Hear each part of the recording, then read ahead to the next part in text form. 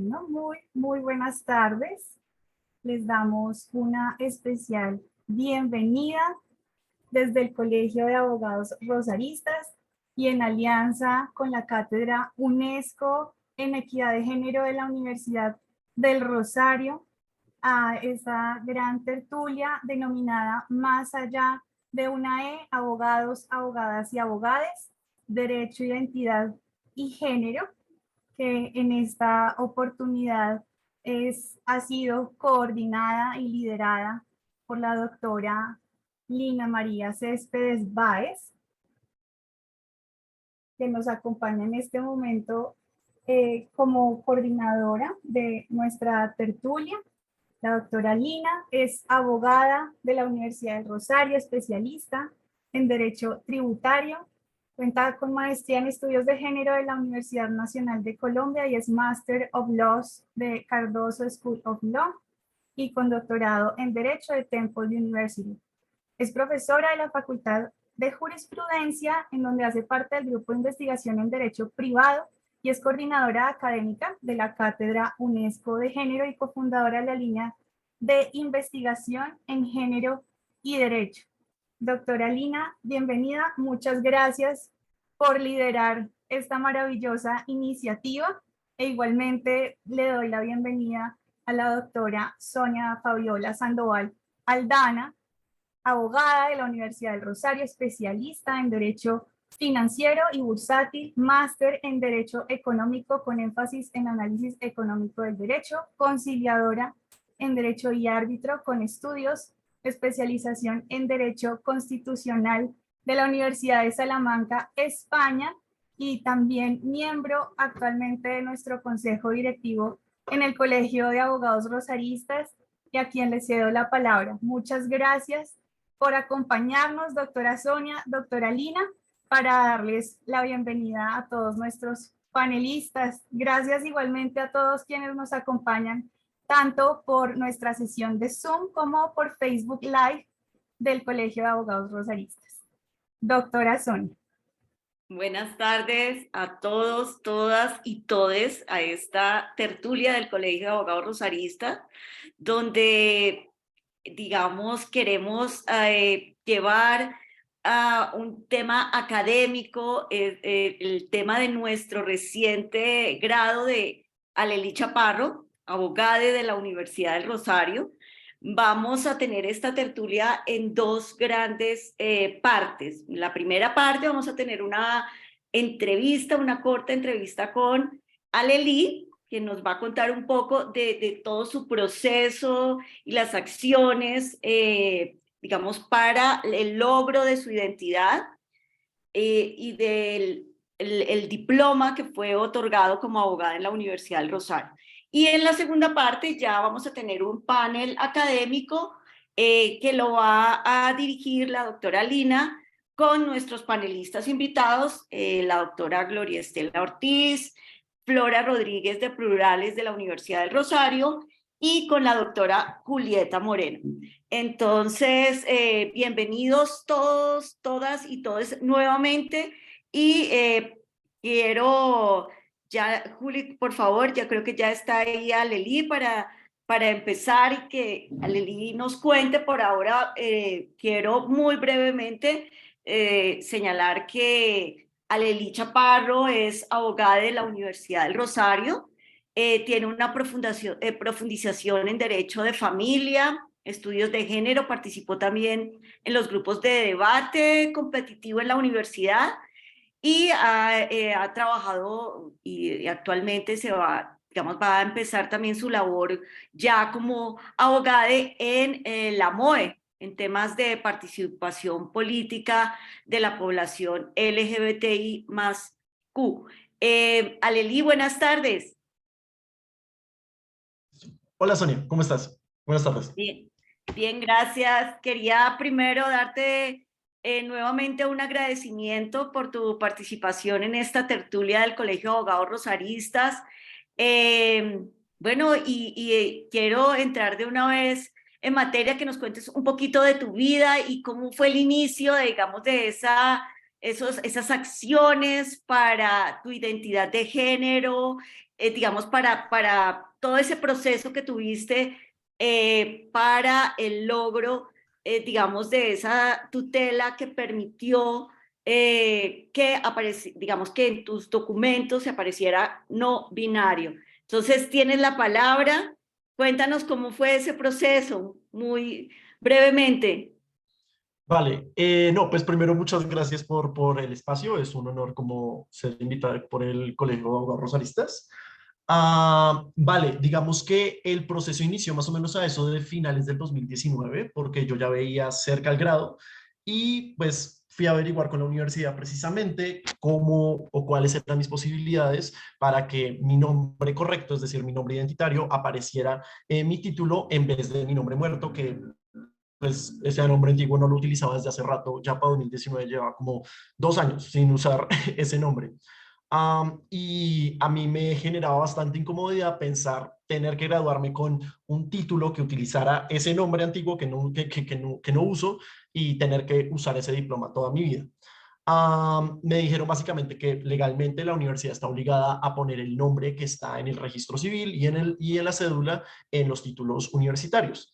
Y en mi cabeza, pues digamos que claramente pensé, pues me va a tocar modificar mi nombre en mis documentos, pero para mí no tenía sentido el hecho de hacer la modificación del nombre sin hacer la modificación o la corrección del componente sexo, como que sería como una mujer trans modificándose simplemente el nombre y dejando el sexo asignado al nacer dentro de su documento. Entonces, fui a averiguar con la notaría. Claramente la notaría me dijeron que el decreto 1227 del 2015 no autorizaba nada distinto que masculino y femenino, así que pues me tocó básicamente pensar, pues me toca cambiar el decreto o meterme con el decreto y ver cómo hago para cambiar la ley, básicamente, cambiar la norma. Entonces fui como construyéndolo durante pandemia. En pandemia tuve como ciertos problemas de salud, tuve ciertos problemas como de tener que detener la carrera por asuntos de salud. Y ya por allá 2022, cuando pude volver a tocar el tema, es que pude interponer la tutela.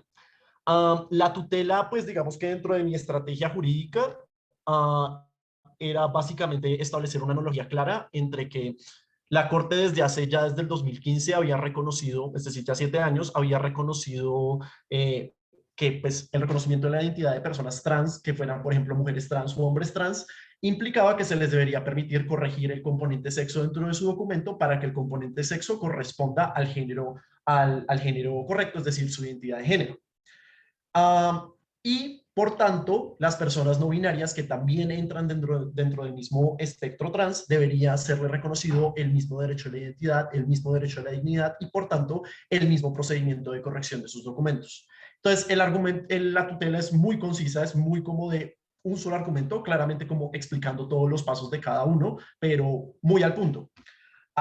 Mi estrategia era, o más o menos lo que yo me esperaba, es que me la negaran en primera y en segunda instancia, pues porque claramente es un tema nuevo. Yo no esperaba que, digamos, que cayera en juzgados en los cuales mágicamente el juez o la jueza supieran sobre asuntos de inclusión trans o de precedentes sobre asuntos de personas no binarias, mucho más porque no había casi que ningún precedente, solamente una vez había una referencia dentro de la jurisprudencia constitucional a que existían personas no binarias, nunca había ningún tipo de reconocimiento ni nada de ese estilo. Y pues me esperaba más bien tener que hacer la batalla ya en sede de revisión constitucional. Sin Pero la embargo, ganaste en primera instancia. muy a mi sorpresa, gano en primera instancia. Fue como una vaina muy sorpresiva. Luego, digamos que una amiga hizo la revisión y vio que al parecer cayó en un juzgado muy específico en el cual el juez era muy como conocedor de temas de inclusión de población LGBT y en general era como muy aliado de la causa. Pero más allá de eso, hizo un trabajo muy juicioso de recoger temas de jurisprudencia, no solamente a nivel interno, sino a nivel internacional, que justificaban claramente que se tenía que reconocer el derecho a la identidad de personas no binarias. tristemente, la registraduría decidió impugnar la decisión con un texto que demostraba no solamente era de plano transfóbico, sino que jurídicamente era bastante malo. No tenía ningún tipo de jurisprudencia actualizada sobre el tema y demostraba muchísimo desconocimiento legal sobre los avances jurídicos que habían sobre reconocimiento de derechos fundamentales a la población trans. Y pues tuve que responder la impugnación y sucedió que pues justo cuando ya se había vencido el término de 20 días, yo fui al juzgado, al tribunal, a averiguar como, hola, quiero saber pues porque ya se venció el término, como más o menos cómo van, y todavía se estaban demorando un término. Entonces, justo después de que se venció ese término, fue que mágicamente, y de hecho, acá es como que tendría que darle las gracias a la autora Gloria Estela, porque la sentencia T033 del 2022 salió justo a tiempo para que en el término en el cual ya se había vencido la tutela y por tanto estaba a punto de salir, salió la sentencia T033 y era básicamente la jurisprudencia ideal, literalmente hecha al dedo, para poder justificar que me concedieran en segunda instancia también la tutela. Digamos que inmediatamente que me enteré, esa noche que salió esa tutela, salí corriendo a mi casa, escribir el memorial, primera hora el siguiente día, ir al juzgado y decirles, hola, salió esta sentencia, ténganla en cuenta para poder expedir para poder expedir mi decisión. Y pues claramente cuando salió la decisión unos 3, 4 días después, la mitad de la sentencia era literalmente citando solamente la T033. Entonces fue algo muy como coincidencial y muy feliz en ese sentido, porque ya pues en segunda instancia era que quedaba en firmeza la decisión. Raramente no entró a revisión, creo que pues porque la sala de revisión en la que estaba cuando salió mi sentencia, digamos que no alcanzaba, no tenían interés en esa clase de asuntos, pero igual pues quedó el precedente y quedaron 2 sentencias muy bien estructuradas sobre la materia. Y ya, digamos que frente al tema del reconocimiento, ya en abril pude hacer la modificación de mi registro civil y más o menos a inicios de mayo, a mitades de mayo, recibí mi documento corregido con la NB en el componente de sexo. Adicional a eso, digamos que he tomado otras medidas, como hice presión para el asunto de que se incluyeran reglas sobre pensiones no binarias pensiones para personas no binarias por vejez dentro de la reforma laboral. He estado haciendo presión también como personalmente frente a asuntos de reconocimiento o más bien como creación de procedimientos para expedición de pasaportes no binarios a partir de la Cancillería. Y a partir de ello precisamente estuve trabajando como persona particular adicional ahí en una mesa de trabajo que está armando la Secretaría de Diversidad de la Vicepresidencia, con múltiples instituciones para hacer seguimiento del cumplimiento de la sentencia T033, que de hecho hoy estaba en eso. Entonces, digamos que nada, en general el resumen del tema es que desde mi esquina, desde lo que aprendí en mi carrera, aprendí que, digamos que en el Rosario no solamente nos enseñan a aceptar la ley y punto, o conocerla y recitarla y ya, sino en pensar cuál debería ser la mejor norma y cómo debería existir un mejor sistema jurídico.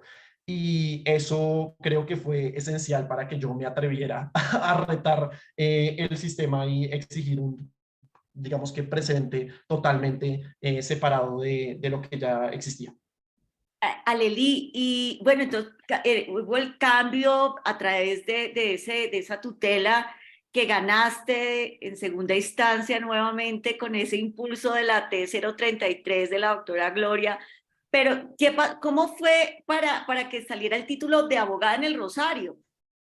Correcto. Porque esa es otra historia. Sí, digamos que, pues, como te decía, para el 2019, yo lo único que estaba solicitando era, por favor, póngame mi nombre identitario. En realidad no me interesaba que saliera uno u otro título, pues digamos que si fuera por mí habría querido como que, sí, que salga como profesional en derecho, porque ni me imaginaba la posibilidad de que saliera como con mis pronombres correctos como abogada.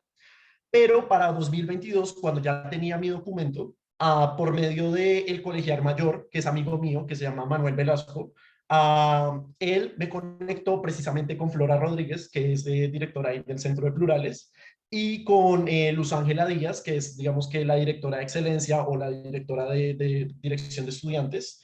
Y entre ambas, en colaboración con el equipo jurídico, con el equipo de trabajo social de la universidad, ya tenían interés de por sí por como solicitudes de estudiantes no binarias dentro de la universidad, de parte del Mariposario de UR, que les habían como que preguntado sobre la posibilidad de emitir títulos neutros, al menos así se pensaba hasta ese momento, que simplemente al menos saliera como profesional en derecho, profesional en psicología, profesional en, no sé, cualquier otro tipo de carrera que lleva el Rosario.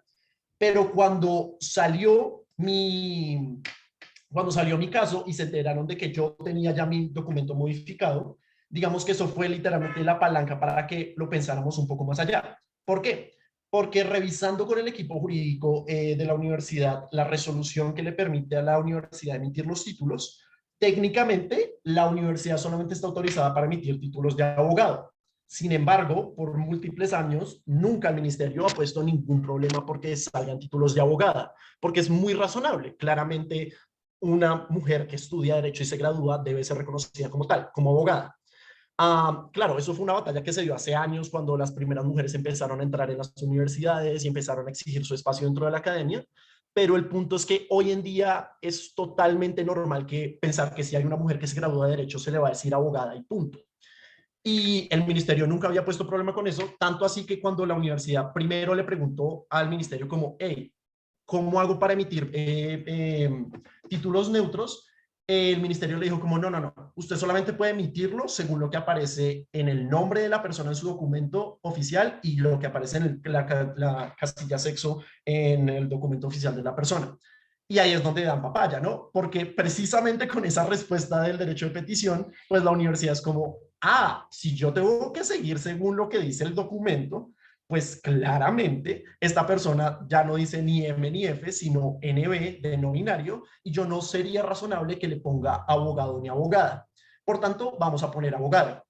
La universidad le manda ese informe, como esta comunicación al ministerio, y el ministerio fue como, pues sí, o sea, no podemos hacer nada como full, diciendo como, no, nos parece súper chévere que estén incluyendo. Entonces, como que básicamente el proceso fue en la universidad bastante acordado y bastante positivo entre todas las partes que queríamos que saliera el título así. Y precisamente pues elegí que saliera como abogada porque me parecía que era el que mejor reconocía mi identidad. Ok, muchas gracias, Aleli. La última sí, bien cortica y quiero, pues en tu presentación vimos que tenías énfasis en derecho de familia, tus proyectos, hacia dónde van dirigidos y de pronto esos profesores que marcaron, digamos, tu carrera y, digamos, esas iniciativas que te llevaron a ganar esas batallas en pro de tu identidad. Sí, vale. Digamos que dentro de la carrera tuve muchísimo interés en asuntos de docencia en derecho de familia. De hecho, duré siendo monitore del doctor José Yesid Córdoba como durante unos 3 años básicamente. Y digamos que si yo pudiera, a eso era lo que me dedicaría toda la vida, a dictar la materia de derecho de familia. Adicional porque creo que pues el derecho de familia en Colombia está pensado de leyes arcaicas y incluso si se han modificado constantemente las normas de familia precisamente para atender a las exigencias de la sociedad, creo que igual quedan rezagos como machistas o incluso como violentos con las infancias que no han sido cuestionados dentro de las mismas normas. Creo que hay muchísimo espacio precisamente para críticas de género directamente sobre el derecho de familia y al menos como que ese sería el futuro que quisiera, poder ser docente de familia con crítica de género. Digamos que precisamente pues por eso docentes que me han marcado creo que fue el doctor José Yesid porque fue como de los primeros que me dio como la oportunidad de dedicarme de lleno a un área del derecho y enamorarme de la misma. Creo que cuando también vi con clase con el doctor Quinche, aprendí muchísimo precisamente sobre el valor de la tutela, la fuerza que tiene la tutela y que cuando se sabe redactar una tutela y se piensa a futuro sobre cómo eso puede afectar en general el marco jurisprudencial, la tutela puede literalmente cambiar cómo comprendemos el derecho. Y nada, digamos que pues hay múltiples profesores que me inspiraron durante toda mi carrera, pero en especial ellos dos me hicieron pensar muchísimo en que al menos en mi futuro quisiera dedicarme a la docencia. Ah, qué bien. Muchísimas gracias, Aleli. Éxitos en todos esos proyectos. Y le paso a Lina la segunda parte de nuestra tertulia. Muchas gracias, Aleli, ahí, para que continúes ahí. Vamos a ver, no sé, quisiera para las cámaras, no sé, pedirle el favor a los asistentes, normalmente están apagadas. Listo, gracias. Listo. Lina, el auditorio es todo tuyo. Muchas gracias, querida Sonia, muchas gracias, Arely, por compartir pues esta historia que me imagino que es no, es una versión bastante resumida. Quisiera pues dar comienzo a la segunda parte de este conversatorio con tres invitadas muy especiales que tenemos. La primera invitada es la doctora Gloria Estela Ortiz. Yo no sé si aquí podemos poner su perfil para que las personas que nos están viendo, ya sea aquí en Zoom o por el Facebook Live, pues puedan ver el perfil de la doctora Gloria Estela Ortiz. Yo simplemente voy a resaltar que pues, la doctora Gloria Estela Ortiz fue magistrada de la Corte Constitucional. Es abogada de la Universidad Externado de Colombia, tiene un posgrado en Derecho Constitucional de la Universidad de los Andes y es magíster de Derecho Público también de la Universidad Externado de Colombia. Muy contentas de tenerla acá, doctora Gloria Estela. Nuestra siguiente invitada, es Flora Violeta Rodríguez Rondón. Flora es antropóloga, es profesora de la Universidad del Rosario y es coordinadora del Centro Rosarista de Diversidad, Equidad e Inclusión Plurales. Flora pues lleva a cabo un trabajo muy importante en la universidad y pues también estamos muy contentas de tenerla acá. Y nuestra última invitada, pero no por eso la menos importante, sino aquí todas tenemos tres personas que son expertas en los temas que vamos a tratar de identidad de género, su interfaz con el derecho, desde un enfoque de derechos. Especialmente tenemos a Julieta Moreno Molina, la doctora Julieta Moreno Molina, es médica de la Universidad de Cartagena, es especialista en magíster en bioética de la Universidad del Bosque, también es profesora. Ella es profesora de la Universidad del Rosario. Pues bueno, tenemos un pool de expertas con quienes vamos a hablar de estos temas que nos plantea, digamos, la historia y la vivencia de Aleli, pero que también se construye con la vivencia, la historia y la lucha por los derechos de una población, la población trans y la población no binaria. Les voy a pedir a mis invitadas el favor que prendamos la cámara para que podamos comenzar a tener esta charla, ¿cierto? Bueno, doctoras, muchas gracias por estar aquí de nuevo y yo quisiera empezar con la doctora Gloria Estela Ortiz, pero antes de lanzar la pregunta, doctora, yo creo que oyendo a Aleli a uno le quedan un montón de preguntas, o sea, a Aleli, por ejemplo, pues podemos hablar después acá en un café, etcétera, todo el tema de la reforma pensional y digamos, la propuesta de la regulación de personas no binarias en la reforma pensional y que ha generado tanta ¿no? controversia y las diferencias de edad que siguen existiendo en materia de regulación pensional. Pero bueno, doctora Gloria Estela, ya Aleli lo dijo, y digamos, usted tiene una sentencia, varias, pero digamos que una de las sentencias que ha sido importante para Aleli, y estoy segura que para la población no binaria, es esa sentencia T033 de 2022. De hecho, por ahí yo escribí como una pequeña columna en ámbito jurídico al respecto. Es una sentencia, uno la podría llamar hito, que marca, como dice Alelí, marca un camino de reconocimiento de derechos, no solo a nivel judicial, sino a nivel social también, podemos decirlo a nivel social, a nivel político. Es una sentencia, se la recomiendo a quienes no la han leído, es una sentencia interesante, incluso hasta su salvamento de voto me parece que es importante estudiar, lo que es el de la doctora Cristina Pardo. En esa sentencia hay un salvamento de voto. Entonces, pues, doctora Gloria Estela, y construyendo sobre esa sentencia suya, desde el punto de vista del derecho constitucional colombiano que usted conoce también, ¿no? ¿Qué entendemos por identidad de género y cuál es el alcance que tiene su protección a nivel constitucional? Bueno, pues buenas tardes. Es para mí muy grato estar con todos y todas, todes. Estos son espacios sobre todo para pensar, y eso creo que es lo que le hace falta a la sociedad colombiana, pensar más allá de lo que histórica y culturalmente nos hemos acostumbrado a hacer. Por eso les agradezco mucho generar este espacio, doctora Sonia, me da mucho gusto verla. También a todas las demás que son buenas amigas de tiempo atrás y todos los que se encuentran con nosotros acá, y ahora verle la cara a Lelí porque se volvió muy famoso, pero muy famose, y por esa razón ponerle la cara a estos temas también es interesante. Pues bien, realmente la sentencia 033 se origina en una lucha histórica de 31 años de la Corte Constitucional interpretando derechos. Esta Corte Constitucional se volvió un hito, realmente un referente de interpretación de una carta muy interesante de derechos.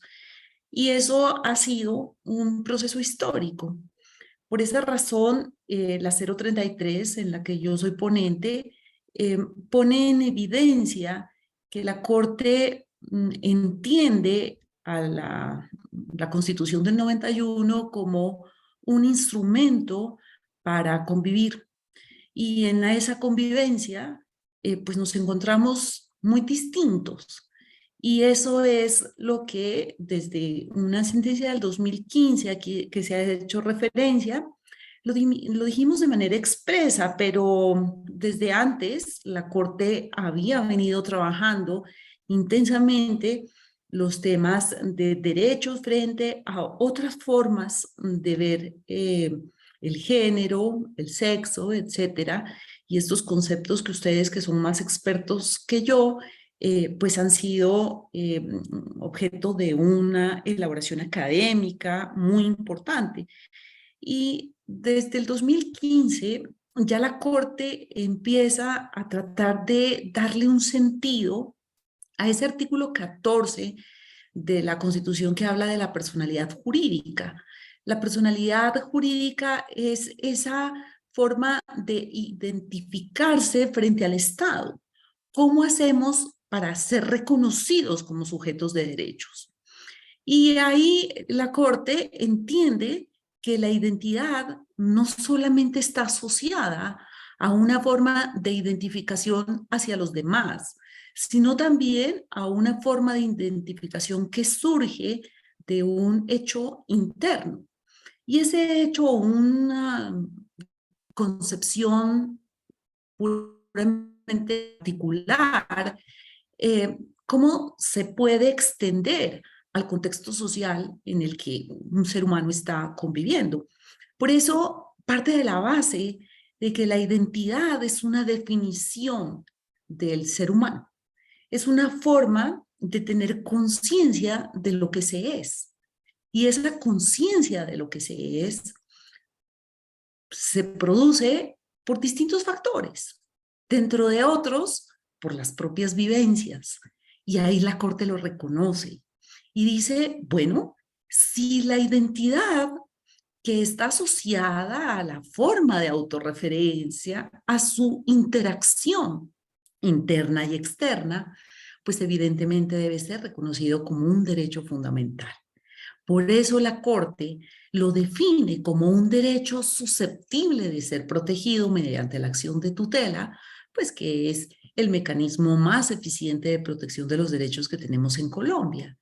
Y ahí, al reconocerlo como un derecho fundamental, hace también explícita la responsabilidad y el deber que tienen los destinatarios del goce y de la protección de los derechos de las responsabilidades para hacerlos cumplir. Es un derecho fundamental exigible judicialmente. Como es exigible judicialmente, puede imponerse incluso frente a los particulares, incluso frente al Estado. Y ahí es donde surge esa cantidad de consecuencias interesantes en donde se le reconoce al ser humano la capacidad de exigirle al Estado el entendimiento de el respeto por la diferencia en la forma como se concibe frente a los demás. Ahí, para no extenderme más, pues dejo este primer acercamiento, doctora Lina. Siga usted.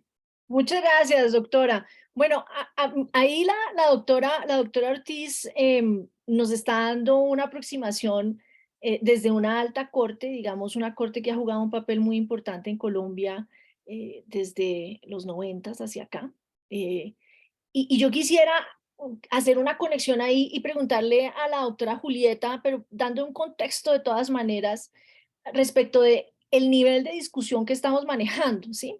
El derecho ha sido uno de los saberes o una de las disciplinas, y disciplina en los dos sentidos, ¿no? Disciplina como saber, pero también como disciplinamiento, ¿no? Disciplinamiento de los cuerpos. Y el derecho ha tenido un papel muy importante en crear el binario masculino-femenino. De hecho, cuando yo escribí el comentario sobre su sentencia, doctora, de la que usted fue ponente, me puse a buscar desde cuándo la cédula tiene el sexo.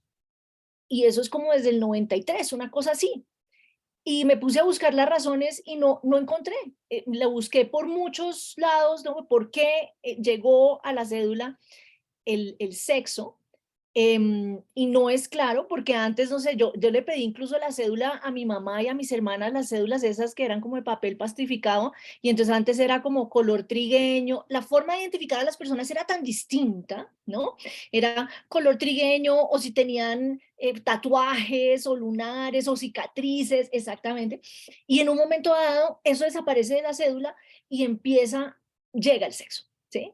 Y el sexo definido como un binario y definido desde el derecho, ¿cierto? Uno podría irse al derecho romano y encontrar más o menos, ¿no? Desde la República, encontrar antecedentes de la importancia que para los romanos tenía, desde la República Romana, para los romanos tenía diferenciar hombres y mujeres, y tenía razón, porque evidentemente estábamos en el mundo de las incapacidades. Ser mujer era tener un destino jurídico muy complicado, ¿sí? Que las romanas aprendieron a, ¿no? hacerle el quite, pero era un destino muy, muy complicado. No podían tener una vida pública, ¿no? No podían ser jueces, no podían ser pretores, no podían ser testigos, etcétera.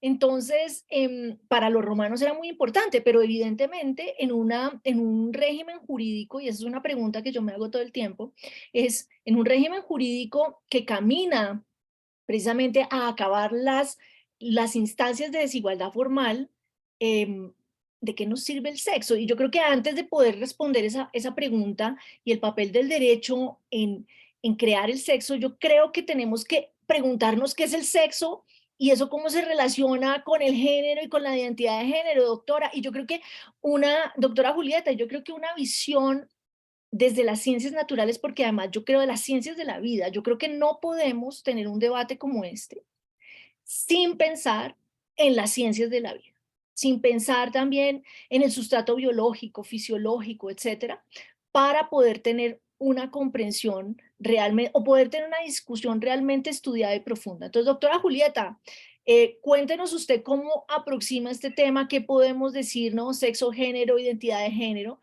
para poder tener más herramientas para analizar este tema.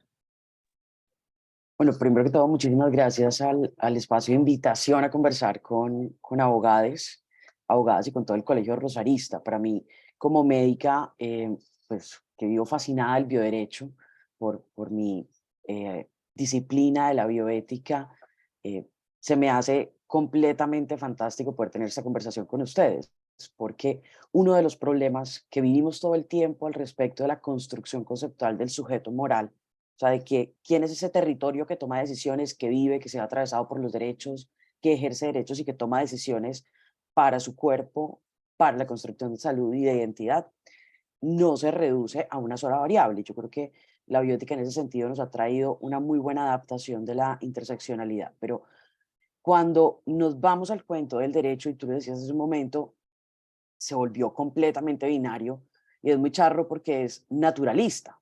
Entonces nos dicen, no, es porque es la biología, pero vengan, les cuento que la biología es todo menos binaria.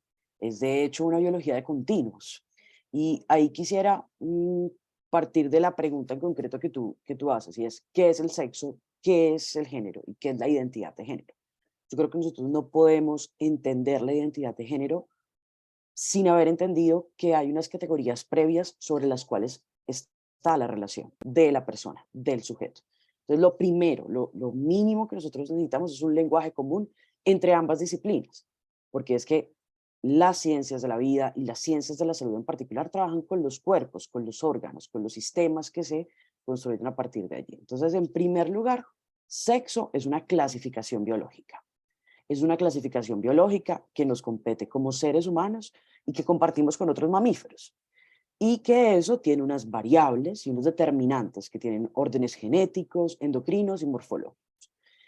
Casi que es una desagregación estrictamente relacionada con la posibilidad reproductiva. El sexo nos divide en mujeres, hombres, macho y hembra de una especie.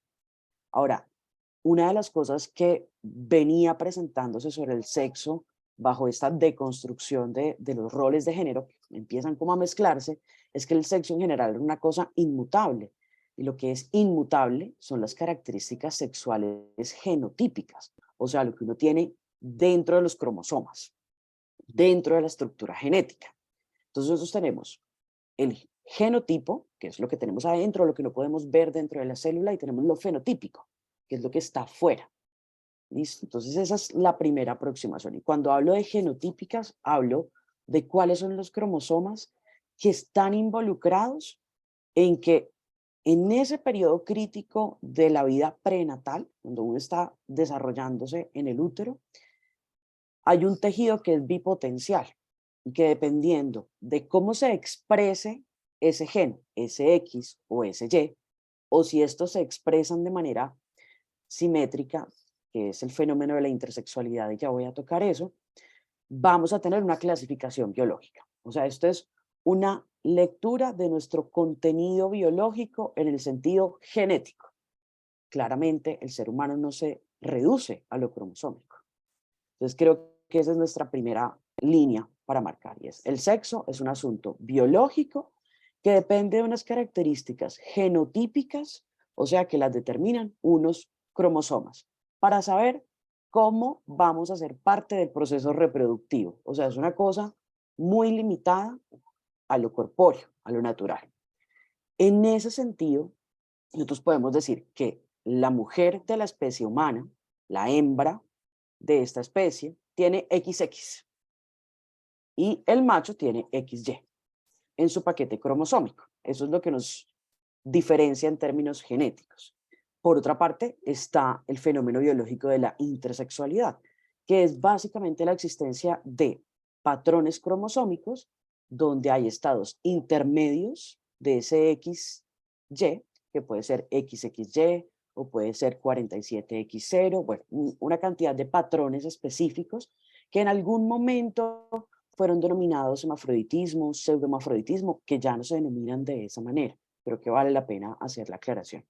Entonces, esas características de macho o hembra o intersexual, que para la OMS es un asunto de seres humanos con características sexuales que no se ajustan a lo binario, entonces la biología y el concepto de las ciencias ya se movió de allí hace un tiempo. Nos da por lo menos 3 opciones. Es en términos de sexo, hombre, mujer e intersexual. ¿Listo? ¿De frente a qué? A cómo se ven nuestros cromosomas. ¿Ustedes, alguno ha visto sus cromosomas? No creo. Pero, pues, están allí. De hecho, el 5% del ADN celular lo define el cromosoma X. Por eso hay tantas enfermedades ligadas genéticamente a la herencia del cromosoma X. ¿Eso para qué nos sirve a nosotros en las ciencias de la salud? Un determinismo en la construcción de salud y enfermedad. Pero eso no tiene nada que ver con la identidad. Eso es una característica biológica casi que vinculada a cómo nos vamos a reproducir. Y luego está lo fenotípico. Y lo fenotípico es la manera en la que esos genes se expresan hacia afuera. Entonces, el carácter fenotípico finalmente son todas las características físicas, bioquímicas y algunas de comportamiento, cabe anotar. Entonces, ¿qué es un fenotipo? Hombre, usted qué tan alto es, el color de su piel, el color de su pelo, el tipo de sangre es fenotípico. Y dependiendo, ojo a esto, de esa carga genética, de ese cromosoma y de las características que usted tenga, entonces se viene, vamos a preguntarnos por las características sexuales. Una visión muy reduccionista de esto es que el sexo es lo que uno tiene entre las piernas. Y ahí volvemos a lo binario.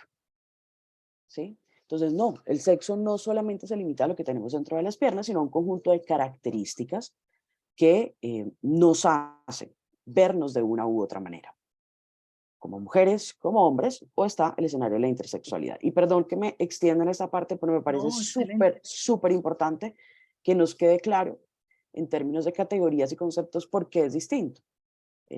Como una alerta de spoiler, tenemos un serio problema con que nuestras identificaciones tengan sexo y no género, ¿no? Porque es que el asunto biológico no se reduce a eso. Entonces, volviendo al tema, tenemos genotípico, fenotípico, y en esto fenotípico, que ya dijimos tengo unos cromosomas, es donde viene la influencia externa, y hay influencia externa e interna. La interna podemos hablarla desde el punto de vista endocrino, las hormonas, la manera en la que hemos estado expuestos a la producción de ciertas sustancias de nuestro cuerpo.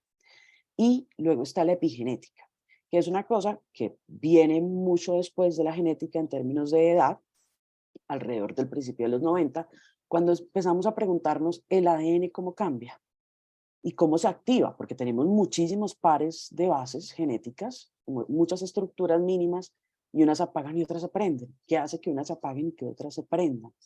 Una de esas son las características o los caracteres sexuales secundarios. Entonces, el asunto es que la epigenética es todo lo que te afecta desde afuera sin modificar tu ADN. La alimentación, el ejercicio, medicamentos, sustancias químicas, la exposición en general a factores ambientales y comportamentales. Entonces, nosotros no tenemos una única forma biológica de ser mujer. Piensen ustedes en una mujer oriental de frente al canon de belleza de una mujer adriática. Piensen en nuestras mujeres cundiboyacenses o nuestras mujeres costeñas. Los caracteres físicos son distintos, son completamente heterogéneos. Entonces, ahí de entrada, la biología nos está diciendo, mire, hay una ruptura, no se trata de ser hombre o mujer, hay no un espectro, pero definitivamente no hay una idea binaria de lo que es ser hombre o mujer desde el punto de vista biológico.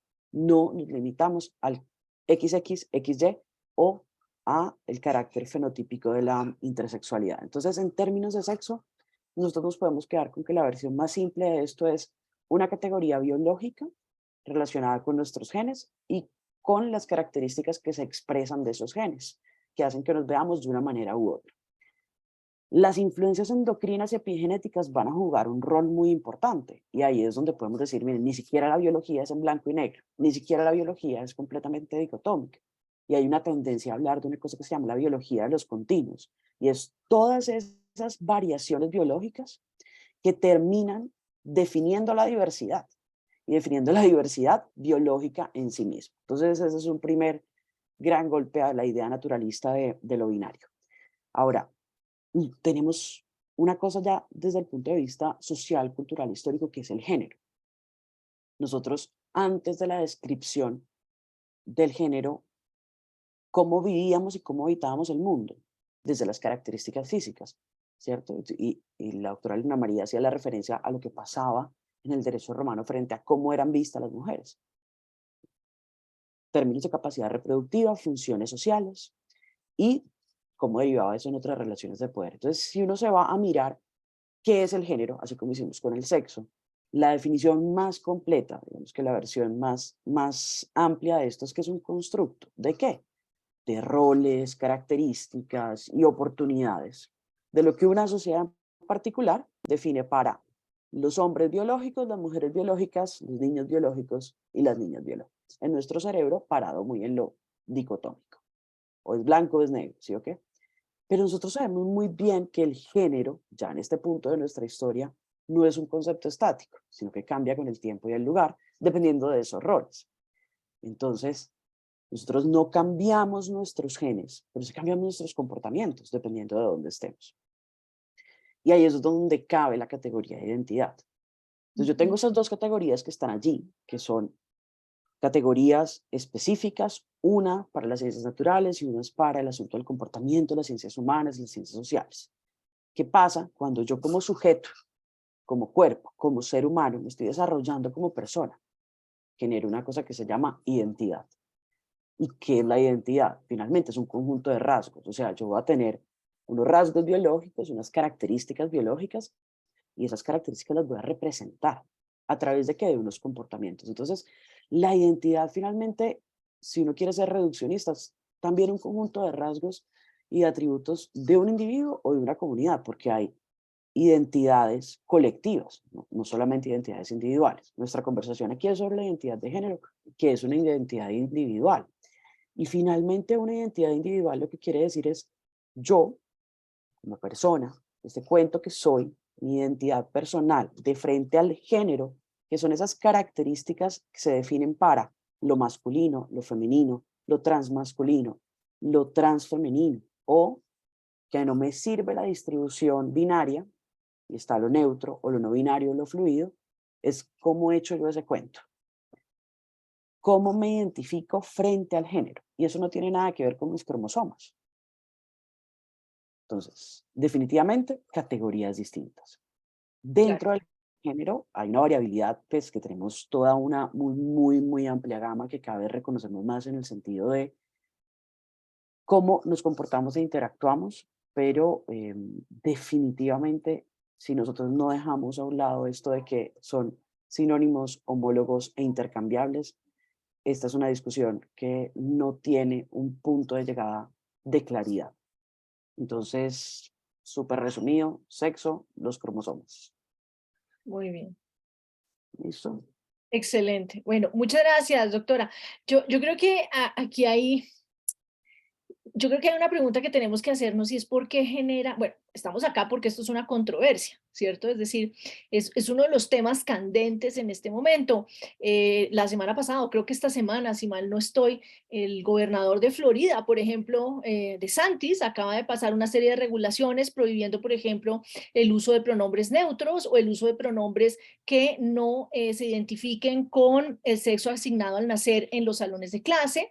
También prohibió el uso de baños, ¿no? De baños que no sean de los que corresponden precisamente al sexo asignado al nacer, etcétera. Es decir, lo que estamos viendo es una reacción y una reacción que podemos llamar de alguna manera conservadora. Conservadora, y la pregunta es ¿por qué esto genera tantas, digamos, preocupaciones, ansiedades, reactividad? Y por eso es que estamos haciendo esta conversación, y también creo que es muy importante reconocer que cuando hablamos de binario, el binario no es simplemente hombre a un lado, mujer al lado, al otro lado, o masculino, femenino, sino los binarios generalmente son, digamos, esquemas jerárquicos. Es decir, lo público, lo privado, ¿no? El mercado, la familia, lo masculino y lo femenino. Generalmente uno de esos extremos en el binario está valorado, digamos, tiene más valor social.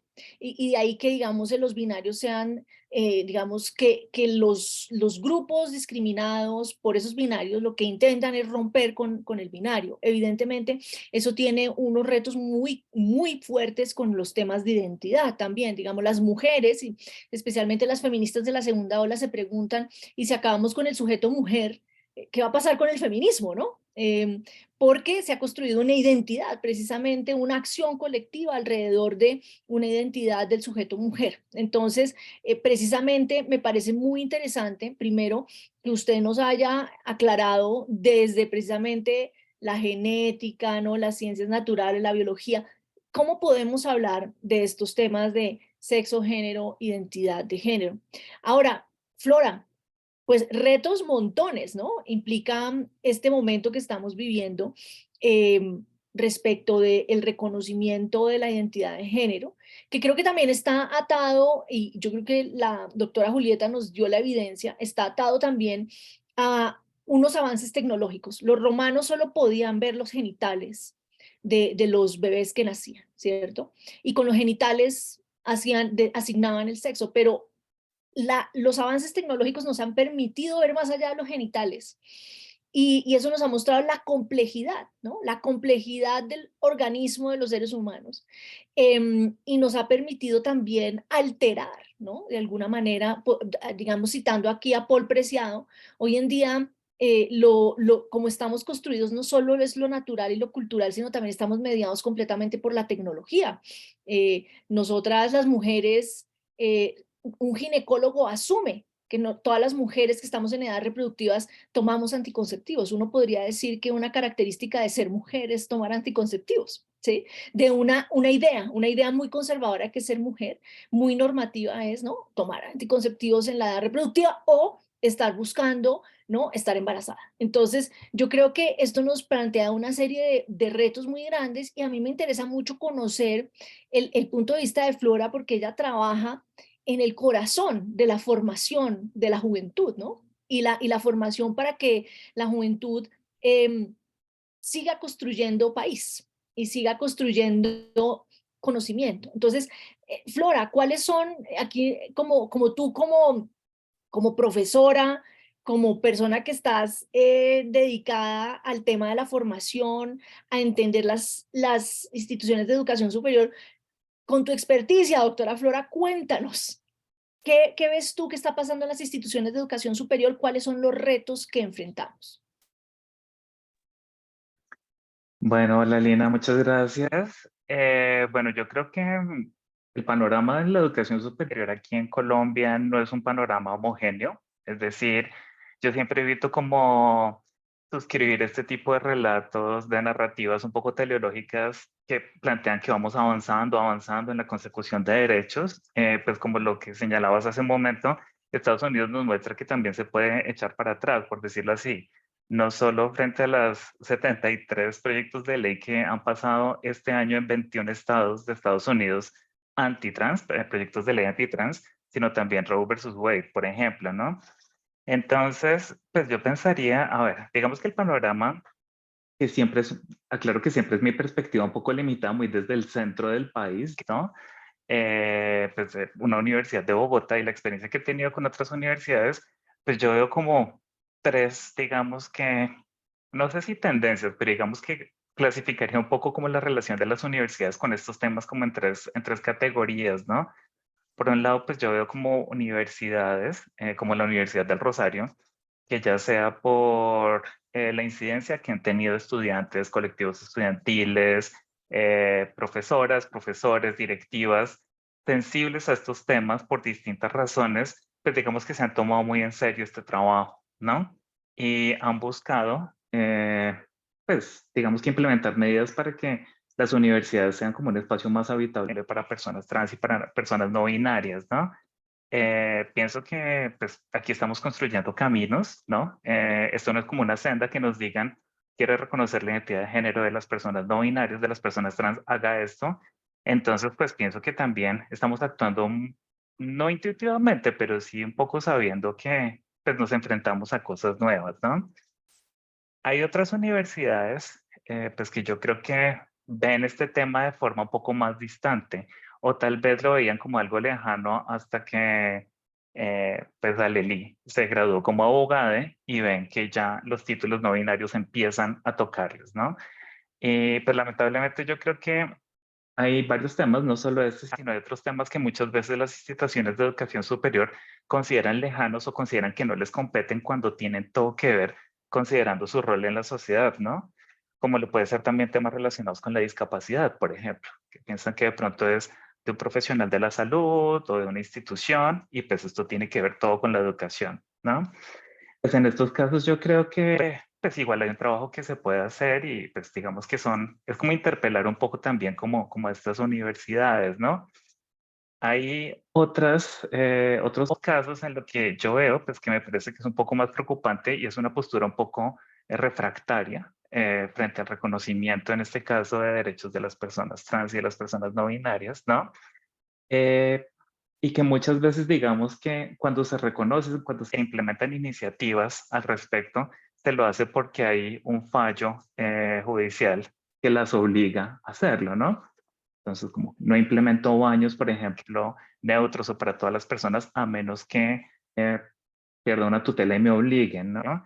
Eh, y bueno, pues digamos que este es el caso que a mí me parece de pronto un poco más complicado, porque yo veo que allí la relación entre estudiantes y la universidad se reduce un poco a una dimensión netamente jurídica, en donde como todo, pues no sé, como las otras capas de esa relación, como la educativa, quedan un poco soslayadas, ¿no? Pero bueno, digamos que veo, no obstante, como un interés creciente por parte de distintas universidades en por lo menos entender hacia dónde estamos marchando, qué es lo que se está haciendo, ¿no? Y de nuevo, el título no binario que se le concedió al Delhi me parece que fue muy significativo porque también hay empieza a haber como un diálogo también entre las universidades frente a, venga, ustedes cómo hicieron esto, qué obstáculos se enfrentaron, cómo manejaron esto entre el Ministerio de Educación, etcétera, etcétera. Y eso me parece que es algo muy positivo, ¿no?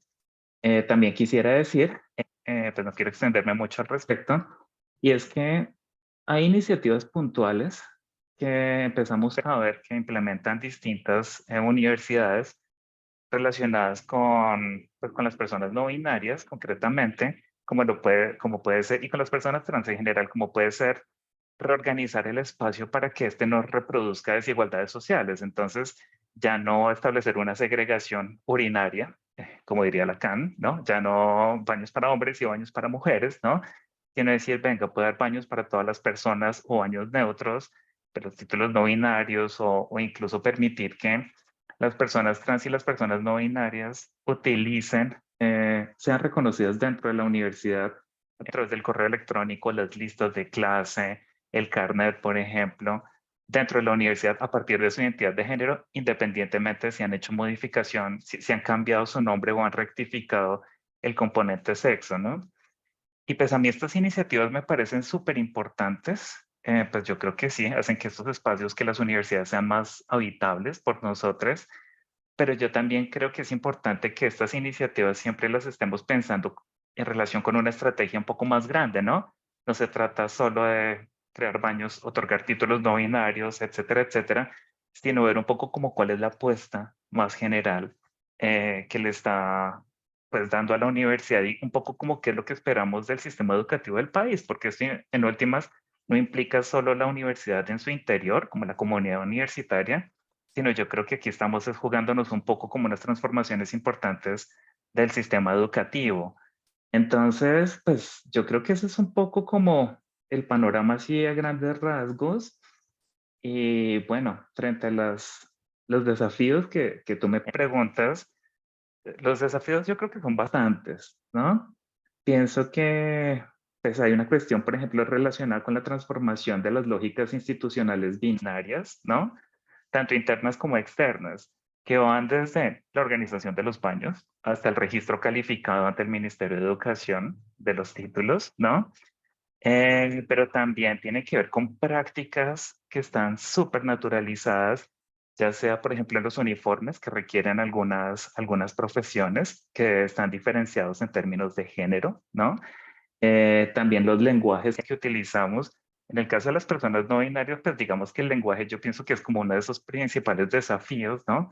Porque muchas personas se siguen aferrando un poco como a la Real Academia como si fuera una institución que legislara un poco el modo como debemos hablar, comunicarnos y vivir, ¿no? Cuando en realidad pues el lenguaje también da cuenta de tensiones y de transformaciones sociales, ¿no? Eh, Creo que también hay desafíos propios de cada programa, de cada disciplina, ¿no? Pues como antropóloga que soy, es como muy claro que por lo menos la teoría antropológica, pues además de ser profundamente sexista en su historia, sexista y racista también, pues es profundamente binaria, ¿no? Entonces la misma forma como se construyeron teóricamente y metodológicamente las disciplinas hacen que podamos ver ciertas cosas o que no veamos otras. Los antropólogos de principios del siglo XX siempre visitaban distintos pueblos indígenas y siempre veían hombres y mujeres como si fuera un dato de la naturaleza, ¿sí? Y asumía que porque tenían ciertas características, había como una organización dual de la sociedad en términos de hombres y mujeres, y eso no lo sabemos. Y bueno, pues de pronto por último, y ya para no extenderme, yo pensaría que un poco, pues el otro como gran desafío allí tiene que ver con la transformación cultural, ¿no? Transformación cultural en el sentido de que no significa como que nos tengan que querer a las personas trans, a las personas no binarias, que les caigamos bien o no. No se trata de eso, sino decir como, venga, existen distintas formas, distintas posibilidades de vivir la vida, ¿no? Que son válidas, que son legítimas. Y pues bueno, es escuchar un poco también la experiencia de otras personas y abrirnos a eso. Muchas gracias. A ver, doctora Flora, le estoy diciendo a todo el mundo doctora como para que, profesora, doctora, en fin, pero el caso es que yo creo que tú pusiste el dedo en una de las cosas que generó, digamos, las reacciones frente al diploma de Alelí, ¿no? Fueron como, bueno, y esa palabra, abogade, ¿cómo así? Solo hay abogada y abogado. Y digamos, a veces lo que uno ve son unas reacciones basadas en términos del idioma. Ahora, pues el idioma, dos cosas. Yo creo que hay dos cosas que hay que decir frente al idioma. Primero, pues el idioma pues ayuda a organizar el mundo. El idioma nos da categorías para pensar el mundo. Entonces, de hecho, digamos, impactar el idioma ha sido parte de la lucha de grupos discriminados, porque con eso pensamos el mundo, con eso nombramos. Hoy en día, si ustedes, nada, pues métanse a la RAE y vean cómo definen hombre público y cómo definen mujer pública. Mujer pública, prostituta, hombre público es, ¿no? Un hombre prominente, etcétera, ¿no? O cómo nosotros utilizamos términos para que tienen digamos que valoran, por ejemplo, en inglés se usa más, pero también nosotros lo usamos seminal, ¿no? Es una obra seminal y básicamente eso viene de semen. ¿No? Entonces, ¿por qué no usamos, no? Es una obra, no sé cómo diría uno, ovular o algo así, porque evidentemente, ¿no? Vienen de unos imaginarios acerca de lo masculino, es fuerte, es racional, ¿no? Es independiente, y mientras lo femenino es débil. Creo que hasta el 2014 la Real Academia todavía tenía como una de las definiciones de femenino como el sexo débil, ¿no? Eso ya después salió recientemente. Entonces, la lucha por el idioma es muy importante. Ahora, doctora Ortiz, yo creo que hay una pregunta que uno se hace, pues no, me la hacen a mí mis colegas de otros países, ¿no? Y es, se maravillan frente a una corte, primero que tenga esas aproximaciones, digamos, podríamos decir, progresistas de qué es el género, qué es la identidad sexual, identidad de género, perdón, la orientación sexual, qué es el sexo, ¿no? Incluso alguna vez uno de mis amigos y colegas se maravillaba de que la corte citaba hasta literatura, ¿no? Literatura casi que queer en temas de protección de derechos. Entonces, yo quisiera como preguntarle, ¿qué hace? ¿Por qué la Corte Constitucional ha logrado, digamos, tener esa recepción que, por ejemplo, otras cortes no han tenido, incluso cortes como la de Estados Unidos antes de que el expresidente Trump, ¿no? Hiciera varias nominaciones, ¿no? Y pues hiciera varios nombramientos, no solo nominaciones y nombramientos. ¿Qué ha hecho, qué hace distinta la Corte Constitucional que permita que la Corte, digamos, acoja digamos, conocimiento tan progresista, sobre todo en estos temas tan debatidos? ¿Qué piensa usted al respecto?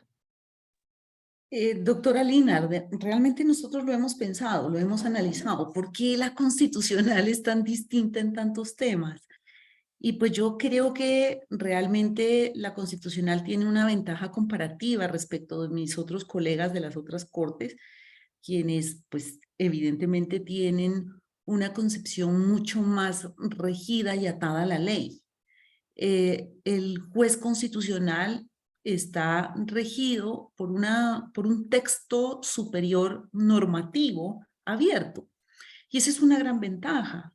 Cuando el derecho se va construyendo y en ocasiones deconstruyendo, pues está cambiando como cambia la sociedad.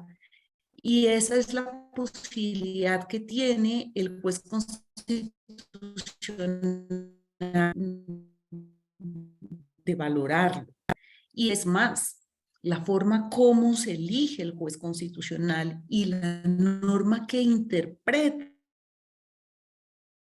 a la concepción democrática del derecho, a la concepción democrática de los intereses de la sociedad. Y eso pues nos permite tener márgenes de interpretación mucho más abiertos. Yo pues veo a los compañeros de las otras cortes y yo digo, pues posiblemente yo en esa corte hubiera tomado la decisión igual, porque su marco de acción es mucho más limitado a una norma más estricta. Entonces, creo que esas son las ventajas de los tribunales constitucionales y esos son los aportes en democracia de los tribunales constitucionales. Por eso realmente el gran cambio en la interpretación que hizo la Corte Constitucional en Colombia no fue solamente porque qué suerte le tocaron buenos magistrados, sino porque el diseño constitucional permite a ese juez moviéndose con la sociedad. Yo creo, esa es la conclusión a la que yo he llegado de por qué podremos ser tan distintos en algunas cosas. Muchas gracias, doctora Ortiz. Yo creo que aquí hay un reto, por ejemplo, yo me preguntaba ahora que la voy a hablar y yo decía, ¿qué tal que por allá en un departamento les dé por tomar medidas parecidas a las del gobernador de Santis? ¿Qué pasaría, no? Es decir, porque, digamos, eso no sería, posiblemente eso iría al Consejo de Estado. Vamos, debería ser un decreto. Pero si usted se da cuenta, nosotros en este país creo que nos hace tan distinto que tenemos un país de institucionalidad con jueces valientes. Eso nos ha acostumbrado, nos hemos visto a lo largo de muchos años. Aquí en la época más dura del narcotráfico, los que sufrieron en mayor medida fueron los jueces. Y yo creo que hoy seguimos teniendo jueces valientes, se toman decisiones fuertes, valientes. Y por eso yo creo que si un gobernador hace o dice cosas pues, que definitivamente son inconstitucionales, habrá jueces que lo van a decir y habrá jueces que pues, le pondrán el pare a ese juez que está interpretando contrario a la Constitución. Entonces, yo creo que nosotros somos muy críticos los colombianos de lo que tenemos y a veces nos damos muy duro, pero si usted hace el análisis comparativo y uno sale, todas las flores que nos echan a los jueces en el extranjero, es porque reconocen que aquí hay un sistema que pues ha funcionado. Ahora, pues claro, yo no soy objetiva, es obvio, si toda la vida trabajé como juez, entonces pues yo siento que nosotros, los jueces y la rama judicial en Colombia ha respondido a algunos momentos y algunas realidades muy complejas y lo ha respondido con altura, con rol de jueces. Los jueces no dejan de ser jueces porque interpretan con la filosofía, con la literatura, no dejan de ser jueces, porque los jueces también son seres sociales y ahí también actúan en la literatura y también les interesa las otras disciplinas del ser humano. Entonces, creo que aquí, por eso es que en los debates en el Congreso, no, cuidado, porque eso puede ser inconstitucional, y cuando están expidiendo un acto administrativo, cuidado, porque eso puede ser inconstitucional. Bueno, creo que eso es la muestra de que ese cuidado es la expresión de la separación de poderes y lo que los gringos pues nos dijeron que nos enseñaban en el Estado de Derecho, que es el check and balance. Hacemos un control mutuo en forma adecuada y creo que en Colombia hemos mostrado buenas épocas de esta historia que así se hace. Sí, sí, doctora, yo creo que ahí corrijo, dije Consejo de Estado, no, pues eso iría por la contenciosa administrativa y básicamente, igual yo creo que usted tiene razón en hablar del diseño, como el diseño, ¿no? Y las acciones, ¿no? Las acciones que se pueden interponer, las acciones constitucionales son muy distintas a las acciones, ¿no? Pensemos contenciosas, la jurisdicción rogada versus, ¿no? Un juez con más poderes. Pero fíjese que aún así, ¿cómo ha avanzado la justicia rogada? Hoy Exactamente. tenemos jueces mucho más empoderados. Eso, ahí va a decir que realmente yo lo que veo es en este momento, digamos, las altas cortes y bueno, y también tenemos jueces de instancia que son muy juiciosos y muy estudiosos de la Constitución y de la jurisprudencia constitucional de donde provenga, es decir, están haciendo una labor muy interesante de garantía de derechos. Me parece que lo están haciendo a todo nivel, doctora, y en eso estamos muy, muy de acuerdo. Y eso, pues, digamos, entonces, eso es hablando de retos por el lado de la justicia, ¿no? ¿Qué pasaría en el caso hipotético, ¿no? De este gobernador? Pero también quisiera oír, doctora Julieta, retos, ¿cómo ve usted desde su perspectiva de experta, ¿no? En médica, bioeticista, ¿cómo ve los retos en el tema de la identidad de género en estos debates que estamos viviendo, en esta reacción que estamos viendo de grupos conservadores frente a la garantía de derechos para esta población? Bueno, yo creo que independientemente de qué tan progresistas o tan hábiles seamos para la búsqueda de la garantía de los derechos civiles y por defecto de todos los que vienen allí para ser sujetos civiles, el tema de la diversidad semántica y del uso correcto de las categorías es una presión permanente, porque tenemos la búsqueda del uso de las categorías para el ejercicio político, pero al mismo tiempo también decidimos activamente no ser limitados a ciertas categorías. Y uno de los problemas que tenemos con la categoría sexo en el sentido de hacia dónde vamos, que es un reto significativo en términos de ciencias de la vida y de la salud, es que esos cromosomas que están ahí no se van a ir a ninguna parte. Entonces las enfermedades ligadas a los caracteres biológicos deben seguir siendo buscadas, deben seguir siendo atendidas. No son muchas, hay unas que sí están orientadas al tema de género y de los comportamientos de lo masculino y lo femenino, pero hay unas que están definitivamente vinculadas a lo biológico. Y un ejemplo muy concreto que quisiera dar sobre esto es, ¿qué pasa cuando tengo una transmasculinidad que requiere hacer un seguimiento de citología cervicovaginal? Que en su categoría del documento de identidad dice ya sexo masculino, pero necesita una atención en salud específica a las características morfológicas de su pelvis, que tengo una disociación. Entonces creo que el reto significativo está en el uso apropiado de estas categorías para poder garantizar el ejercicio pleno de derechos, incluido el derecho a la salud y a la atención en diversidad. Que nada se nos pase. Y así como decía hace un momento la profesora Flora, que pasó con la antropología, nosotros sabemos desde la medicina que la medicina se construyó desde un sujeto supuestamente neutro, pero que realmente es hombre masculino, y además hombre masculino blanco, con la excepción menor del tema de la ginecología, que se explotó el cuerpo de la mujer negra para desarrollarse estas técnicas quirúrgicas, pero es el margen de cómo conocemos el cuerpo desde el punto de vista anatómico, morfológico, bioquímico, fisiológico y biofísico es casi que estrictamente hombre masculino. Eso ha ido cambiando en los últimos años.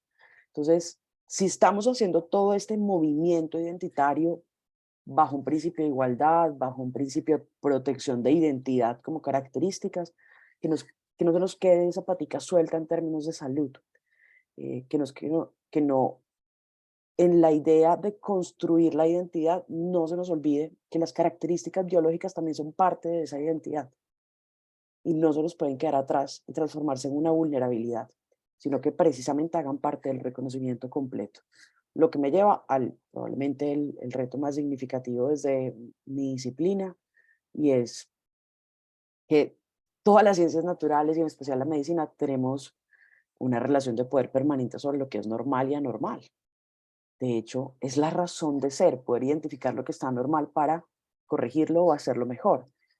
El problema es cuando nuestra idea de lo normal y lo anormal es patologizante sobre los comportamientos del otro, que está muy pegada a la idea de lo bueno y de lo malo. Es una idea moral, ¿sí? Entonces, una cosa que pasa como Ron DeSantis, como los nuevos magistrados de la Corte Suprema de Estados Unidos, es que ellos tienen unas características de que lo bueno tiene esto, y lo bueno son estas cosas. Entonces, si usted se sale de lo bueno, no solo es malo, sino que es anormal, y busca un montón de contenidos técnicos para validarlo.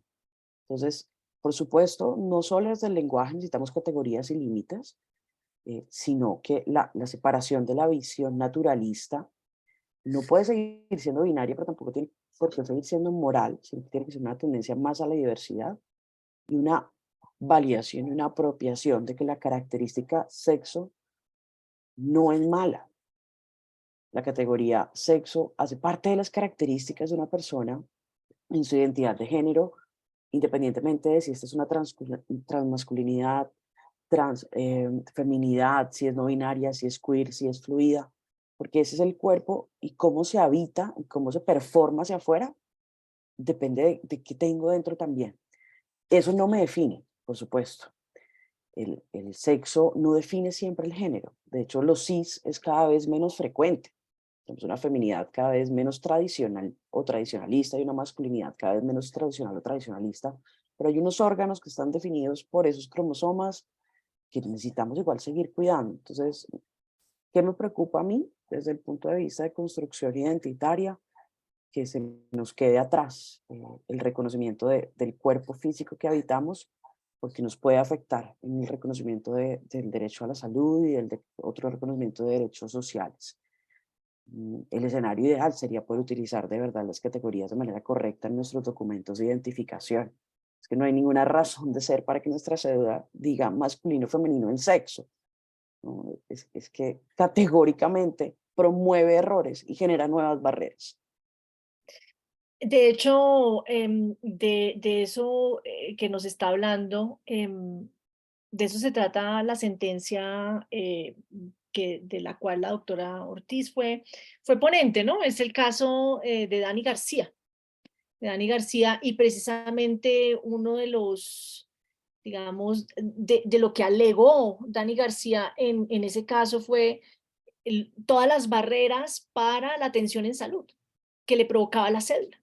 Porque, y eso también creo que es algo de lo cual yo hablé en el comentario de esa sentencia. En Colombia le piden uno la cédula para entrar a una entidad pública, le piden la cédula para todo, ¿no? La cédula es el documento con el cual uno no puede uno vivir sin el documento. Entonces, digamos, tener, digamos, el sexo en la cédula, pues genera unas violaciones de derechos, o sea, abre la puerta para unas violaciones de derechos muy grandes. Y creo que eso también habla, doctora, de un gran esfuerzo que hay que hacer para la formación de los médicos, ¿cierto?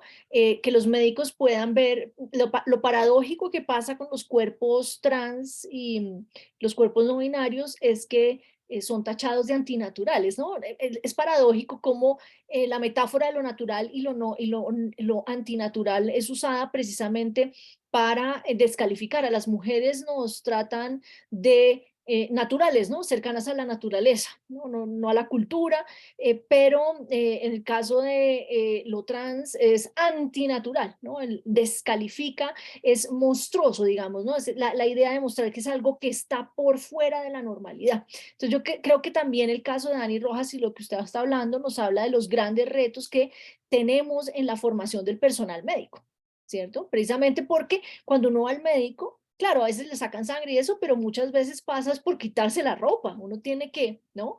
Hacer eso que Ana Fausto Sterling, pues básicamente Ana Fausto Sterling dice, toda la asignación del sexo y el género pasa por la genitalidad escondida. A nadie le está viendo uno los genitales en la vida, ¿no? Social normal, están tapados todo el tiempo.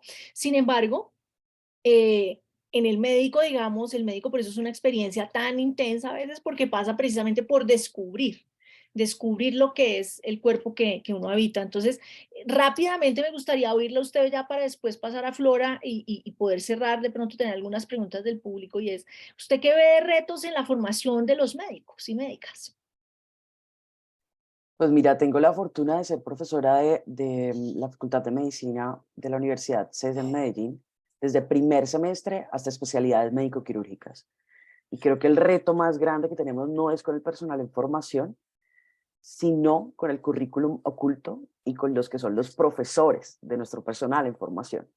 Porque los pelados que están en pregrado están en un momento de adaptación a la diversidad semántica, pero además son la deconstrucción de los fines de la medicina, a la interpretación de quién es el sujeto de cuidado de la medicina, y eso no está atravesado por una sola característica biológica. Pero cuando voy al espacio de rotación, cuando voy y me conecto con la identidad profesional que me entregan los profesores, pues me devuelvo un poco a la lógica heterosis normada, me devuelvo un poco al sexismo, a pesar de que somos mayoritariamente mujeres médicas, quienes nos enseñan con más frecuencia son hombres todavía. Yo tengo la posibilidad de trabajar en una facultad donde todas somos mujeres, y eso da también una apertura a la posibilidad de cómo se vive la identidad de género en el proceso de formación. Pero sin miedo a decirlo, nuestro problema está en el currículum oculto. De quiénes son los que enseñan a la nueva generación, porque Claro. nuestros estudiantes están muy cerca de esta conversación, con la fortuna de tener ya también estudiantes no binarios y estudiantes trans. Entonces, no es una sorpresa para el estudiante, mejor dicho. Ya, excelente. Bueno, muy bien, muchas gracias. Bueno, profesora Flora, entramos en el mundo universitario otra vez y aquí pues estamos oyendo a la doctora Julieta hablar de unos retos en formación.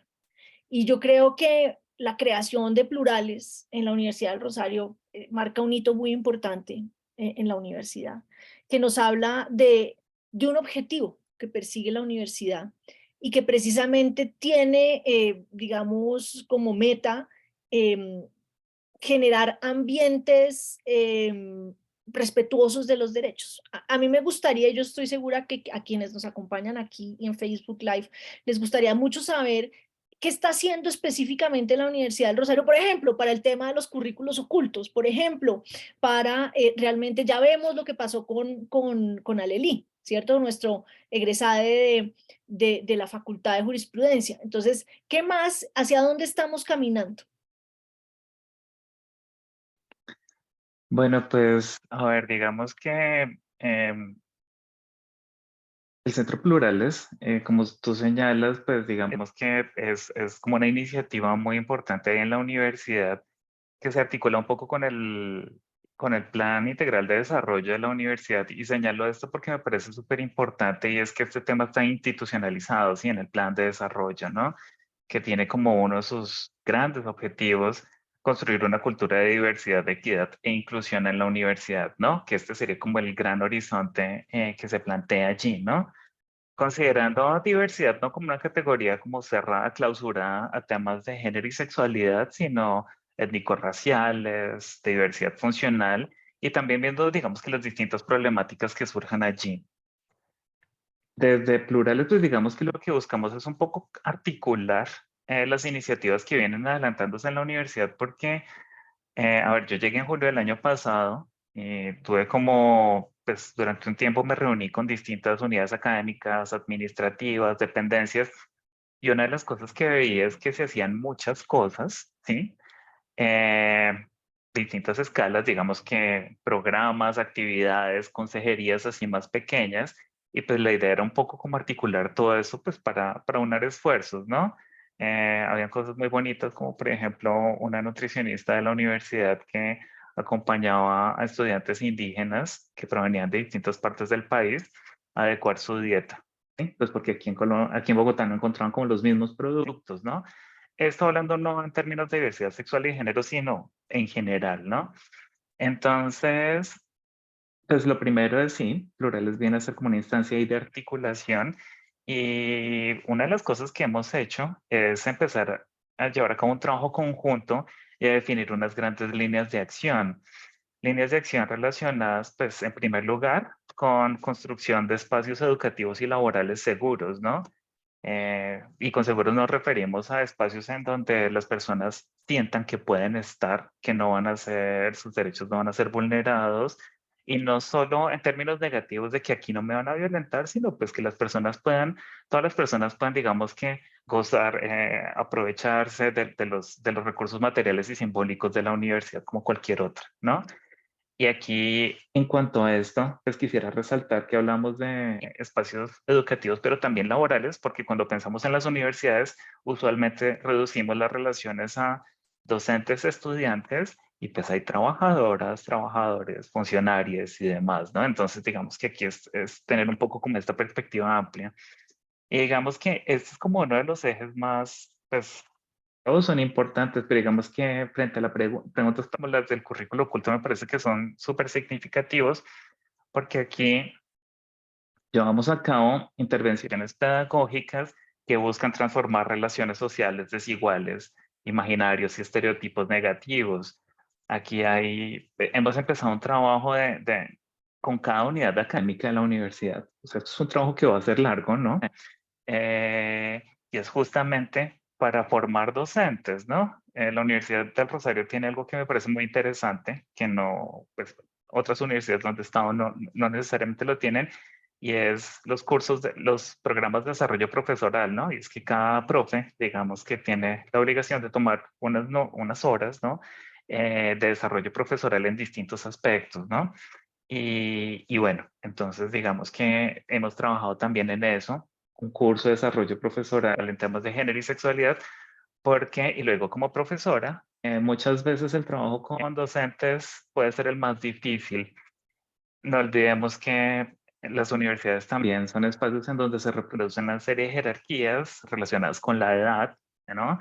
Relacionadas con el conocimiento, y pues el aula puede ser un espacio bastante jerarquizado, ¿no? Entonces, digamos que hablar con docentes, decirle como, venga, ¿por qué no pensamos estas cosas? ¿Por qué no evaluamos un poco usted cómo viene pensándose la pedagogía?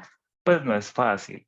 Y no con eso quiero echarle tierra a mis colegas ni nada de eso, sino son un poco como hábitos, yo creo que se desarrollan pues en el ejercicio docente, ¿no? Y esto implica, pues digamos que, bueno, esto implica también pensarnos un poco temas de diversidad a nivel curricular, ¿no? Que va desde que tantos hombres y mujeres, personas LGBT ponemos a leer en las bibliografías, qué temas abordamos, qué categorías manejamos, qué ejemplos damos, porque muchas veces los ejemplos que damos en clase lo que hacen es reproducir sexismo, racismo, homofobia y demás, ¿no? Entonces, bueno, este es un trabajo largo y pues bueno, allí también incluimos trabajo con funcionarios. Algo que nos interesa mucho también es desarrollar prácticas de contratación más inclusivas, ¿no? ¿Qué pasa, por ejemplo, cuando una universidad recibe una postulación de una persona para un cargo y la cédula tiene un nombre, pero el RUT tiene otro nombre? O sea, yo no he terminado de cambiar mi nombre en todos los documentos, ¿sí? Entonces, pues muchas veces esto, que parece como sin importancia, pues muchas veces se rechazan ciertas postulaciones laborales por eso, ¿no? Porque estos parecen documentos fraudulentos, y es decir, venga, seguramente en este caso lo que hay es esto y esto y esto. Bueno, otro gran eje, pues tiene que ver, es atendiendo un poco a la vocación de la universidad en términos de investigación, producción de conocimiento, es darle visibilidad y promover un poco la visibilidad, la circulación y la apropiación social de los conocimientos relacionados con estos temas, ¿no?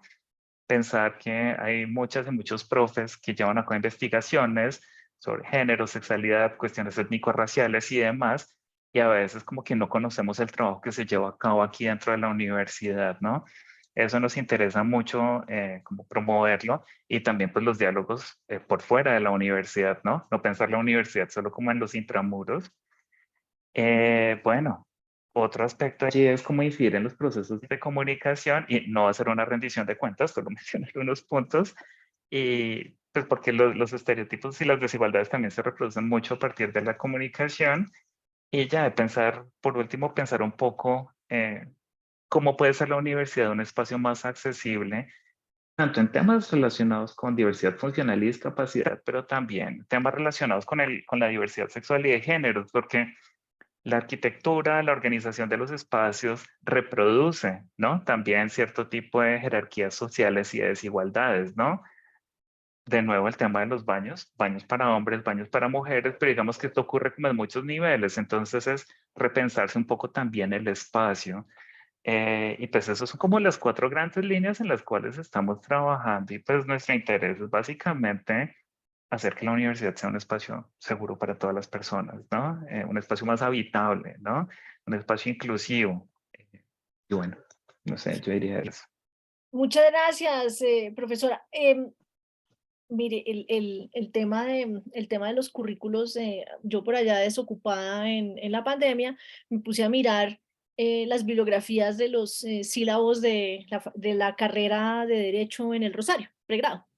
Esto lo mismo, no es para echarle tierra a nadie, porque de hecho los sílabos salieron de una reforma curricular que yo estuve coordinando como vicedecana, es decir, yo estuve ¿no? metida de cabeza en eso y pues cuando me fui a mirar las bibliografías, debo decir que en todas las asignaturas la mayoría eran hombres, incluso había asignaturas donde todos eran hombres y solo donde había mayoría mujeres o había más mujeres eran las que tenían que ver con género o con no, como con enfoques que tienen que ver con enfoques identitarios, ¿no? Entonces yo creo que ahí es un tema bastante, digamos, es un reto grande porque además yo considero como profesora que cuando uno sale a ejercer la profesión, generalmente en el caso del derecho, no sé cómo será en otras profesiones, pero los libros que le quedan a uno como de cabecera, sobre todo esas materias nucleares, son los que ven el pregrado.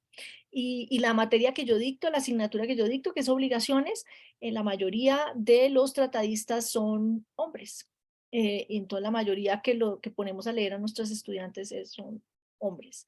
Entonces yo creo que ahí hay un reto muy grande. Yo simplemente para cerrar aquí con Flora quisiera hacerle una pregunta y es, bueno, aquellos y aquellas estudiantes y aquellos estudiantes que se consideran no binarios y que quieren tener un título no binario, ¿cómo va a funcionar eso ahora en la universidad?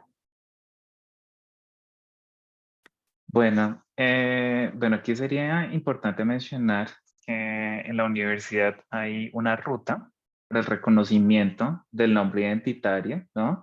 Que, claro, como explicaba Lely al inicio, pues el nombre identitario, a menos que se corresponda con el legal, pues no puede aparecer por lo pronto en el diploma, ¿no? Pero una cosa es el nombre y otra cosa es el género con el que se marca el título, ¿no? Entonces, pues las personas no binarias que estén interesadas en esto pueden, si desean modificar su nombre y el reconocimiento de su nombre identitario en el carnet de este tipo de cosas, activar la ruta ante Casa UR.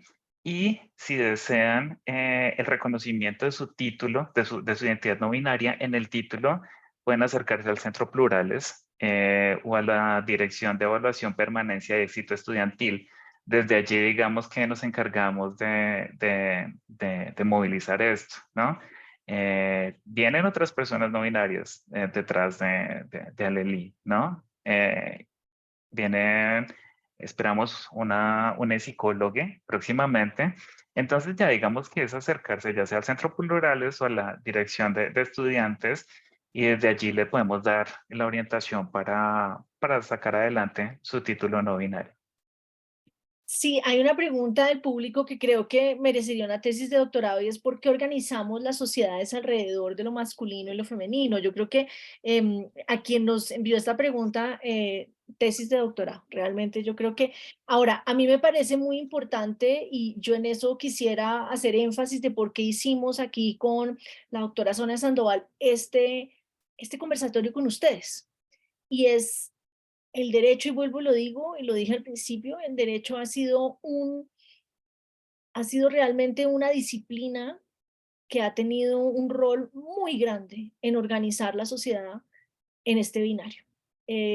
Yo le insisto a mis colegas, a mis amigos, que le demos en derecho, por lo menos, que es donde yo pues enseño, la oportunidad a nuestros y nuestras estudiantes de conocer, por ejemplo, instituciones que si bien hoy ya no funcionan porque están derogadas, todavía tienen impacto en nuestra sociedad. Yo la primera que siempre pongo como ejemplo es la famosa potestad marital.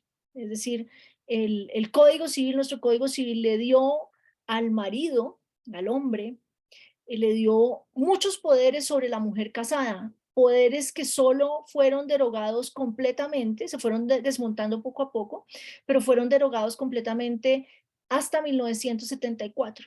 Es decir, el próximo año, por favor, hay que celebrar, porque vamos a celebrar los 50 años del decreto 2820, que es el Estatuto de Igualdad de las Mujeres, que finalmente desmonta los últimos tratamientos discriminatorios de la mujer en el contexto de Alelí, que le gusta tanto el tema de familia, en el contexto de la familia y en la relación marido y mujer, ¿no?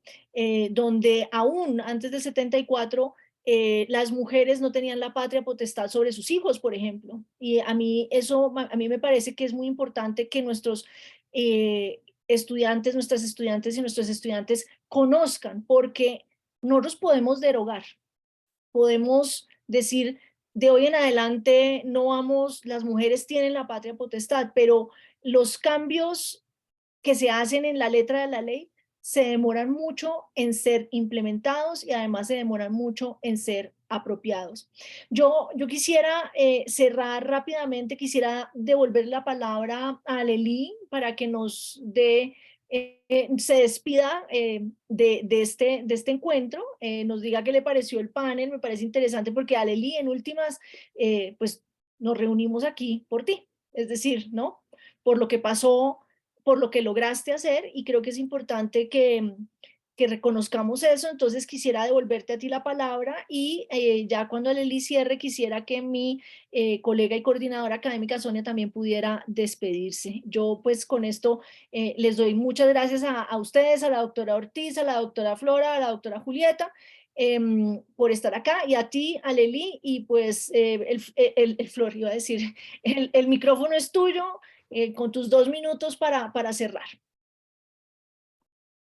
Sí, vale, gracias. No, creo que es importante resaltar que, pues primero agradecerles de nuevo por el espacio, pero creo que es importante resaltar la importancia del espacio.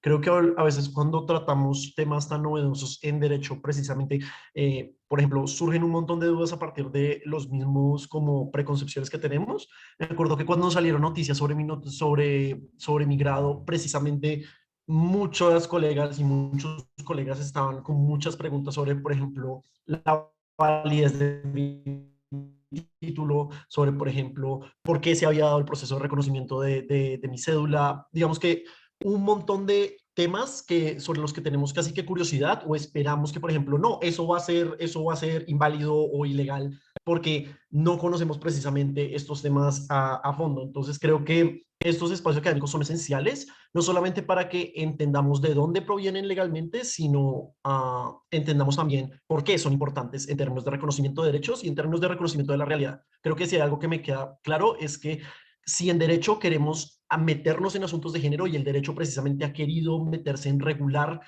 asuntos desde concepciones del género o digamos desde concepciones del sexo, tiene que precisamente responder a la realidad tan compleja que tiene, y no solamente quedarse en una lógica binaria que nos han planteado por años, sino precisamente responder a lo grande y lo variado y diverso que es pues, en el mundo real. Y ya, muchas gracias. Bueno, muchas gracias, Alelí.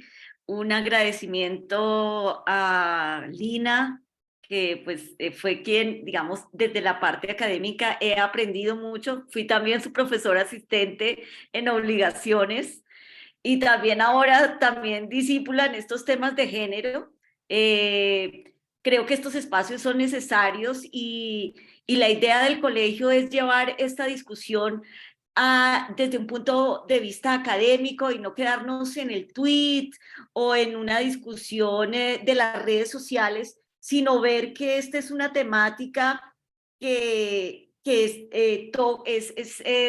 transversal en la medicina, en la antropología, en el derecho, en la economía, y que cada vez es difícil, no voy a decir que es fácil, pero que poco a poco en estos espacios se va creando esta pedagogía y entender que todos somos diferentes, que esa constitución que nosotros tenemos es un arma para la inclusión, para la diversidad y más en una universidad que es universal.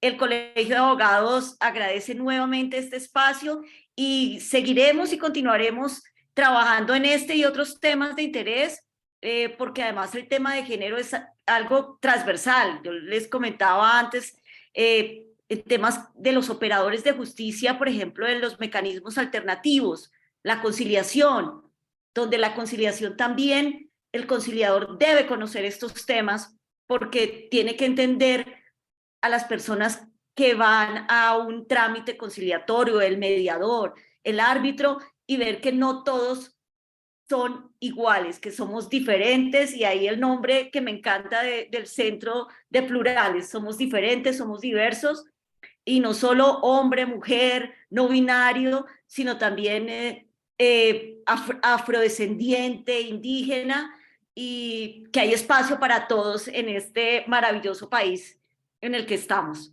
Y bueno, y también en nuestra universidad, también somos diferentes y diversos. Mil y mil gracias a todos por su participación, por su apoyo, y vamos a seguir creando estos espacios de diálogo, porque creo que hay que dialogar y poner los temas sobre la mesa, pero una mesa académica y no solamente en esas redes o tweets, porque el problema va más allá. Mil y mil gracias a todos. Nos despedimos y si quieren volver a verlos, estamos en Facebook Live, la grabación, o en YouTube. Una feliz noche para todos. Mil y mil gracias. Hasta luego, muchas gracias. Hasta luego. Hasta luego. Hasta luego, gracias, que descansen. Gracias a Dios.